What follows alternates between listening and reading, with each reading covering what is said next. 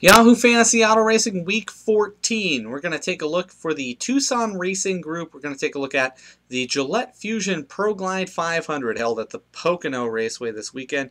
Pocono, a very unique racetrack. It's triangle shaped. It's only got 3 turns, a very long front stretch leading to a high banked and wide sweeping turn 1, a very low banked and tight turn 2, and a very flat wide sweeping turn 3, and leads to some very interesting racing, much like you don't see really anywhere else on the schedule. As far as on the racetrack, Denny Hamlin was the winner this weekend. He picked up first, while Kyle Busch was second, and Tony Stewart was third. In the overall point standings, Kevin Harvick holds down the points lead, while Kyle Busch sits just 19 points out in second.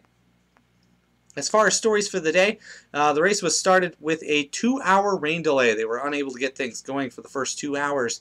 No laps were turned before they had to park the cars and wait for the rain to blow through. Track dried pretty quickly, and they got the whole event in, which is a good thing. Once they got the racing going, it was long green flag runs that dominated the racetrack. Dominated the race today. The track is very conducive to this type of racing because there's so much room. Plenty of room for error, a lot of room to race. Good cars surface to the top, bad cars tend to fall back, and a lot of single file racing throughout the race all day long. So not a lot of on-track incidents until that final 25% of the race. During the long green flag runs, Joe Gibbs Racing and Richard Childress Racing were the dominant teams of the day. Joe Gibbs Racing, that consists of Denny Hamlin, Kyle Busch, and Joey Logano. Those 3 were top 10 all day long.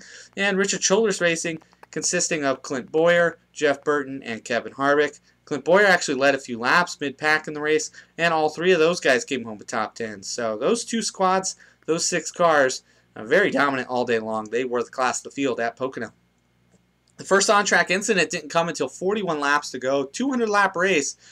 So with 41 to go, they finally had an on-track incident. That was Casey Mears getting through the grass, bringing out a caution. He was quickly followed by yet another caution, this one involving Jamie McMurray.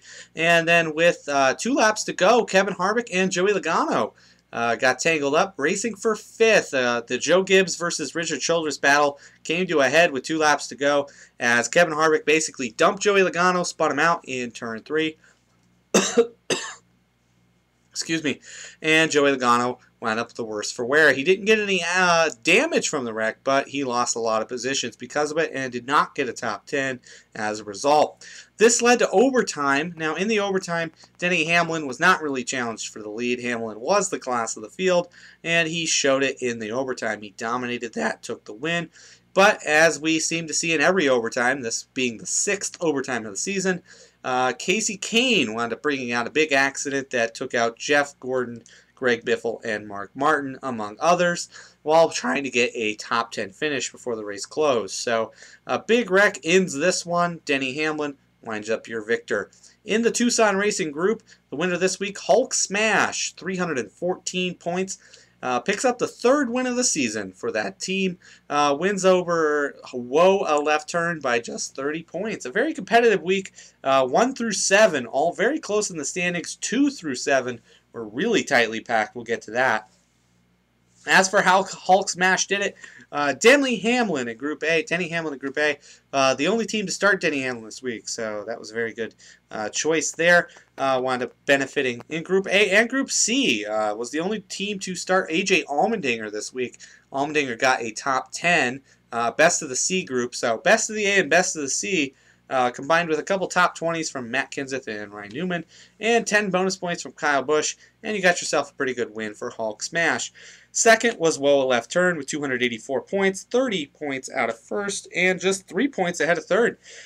Basically, that being Kyle Busch's 10 bonus points on Friday made the difference between second and third this week. Whoa started Jimmy Johnson in Group A, got a 5th, and the rest of the group was in the top 20 for Whoa. Oh No, a Blowout, 281 points, was good enough for third this week.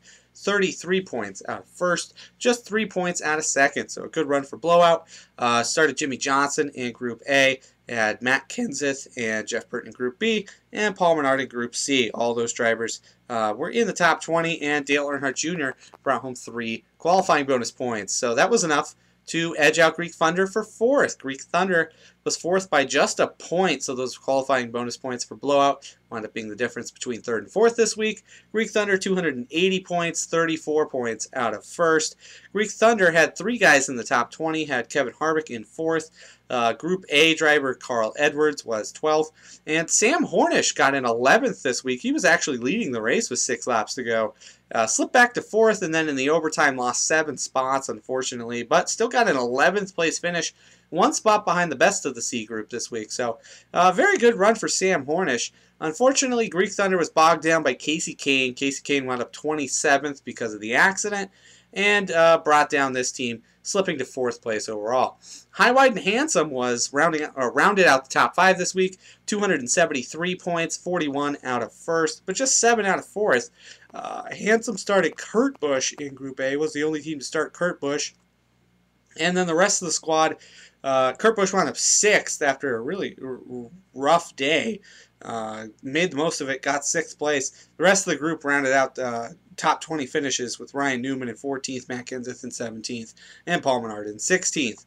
6th place this week, Team Edwards, the driver, 266 points, 48 out of 1st, but only 7 points out of a top 5. So Edwards had a pretty respectable run. Had Jimmy Johnson in Group A for 5th. The rest of her team was top 20 as well, with David Rudiman, Earnhardt Jr., and Paul Menard. And 5 bonus points from Clint Boyer on Friday in qualifying wound up being the difference between 6th and 7th between Edwards and Lightning McQueen. Lightning McQueen wound up 7th this week, just 1 point out of 6th, 49 points out of 1st. Lightning McQueen's best driver, Tony Stewart in Group A, got 3rd this week, and then the rest of the team was hit and miss. Jeff Burton was 7th in Group B, but the other B driver for McQueen was Casey Kane, who wrecked out in 27th. And then C driver Scott Speed was 20th, a respectable finish for Scott Speed overall, but got beat by some other C drivers. Kind of a disappointment, really, for Scott Speed and the Lightning McQueen team. But still definitely in touch with those top 6 drivers. Unfortunately, though, 8th was the Wall Always Wins. 208 points this week, was distanced by a great deal by the rest of the field. Wound up 106 points out of 1st this week. Started Mark Martin in Group A. That didn't work out. Martin was taken out in the wreck, wound up 29th. Group B had Kevin Harvick 4th, but had Jamie McMurray wreck out 36th. Worst of any driver started this week, so that was disappointing. And then Paul Menard in 16th. So the Wall had a rough week, lost a lot of ground, unfortunately. And then rounding out the field was Stewart Sucks Kane Rules. Still not starting any drivers eligible for points, but picked up qualifying bonus points, 3 points from Earnhardt Jr. this week. So rounds out the field. In the overall standings, High, Wide, and Handsome, 3,936 points. Leads a real tight group for second place between Lightning McQueen, who's 142 out, Oh No, a Blowout, who's 177 out, and Hulk Smash, who's 198 out. Second through 4th is just separated by just 56 points, so those 3 teams are really duking it out for second, and they're still very much in touch with first place overall, and a lot of racing left to go. So the top 4 are definitely starting to put some distance between themselves, and 5th place, The Wall Always Wins, is now 435 out of 1st. And has now fallen into the clutches of Team Edwards, the driver, in a battle for 5th. Those 2 teams are just 37 points apart in the overall standings. And then you go back to 7th place, Woe, who is 627 points out of 1st, but just 9 points ahead of Greek Thunder in 8th. And rounding out the field is Stewart Sucks Kane Rules, who is over 1,700 points behind first place. Next week, race 15 of the season is going to be the Hell of a Good Sour Cream Dips 400 from the Michigan International Speedway. Your pool of drivers is going to lock Friday at 2 a.m. Your starters are going to lock Sunday 10:16 a.m. So hope to see you all back for week 15 action in the Tucson Racing group.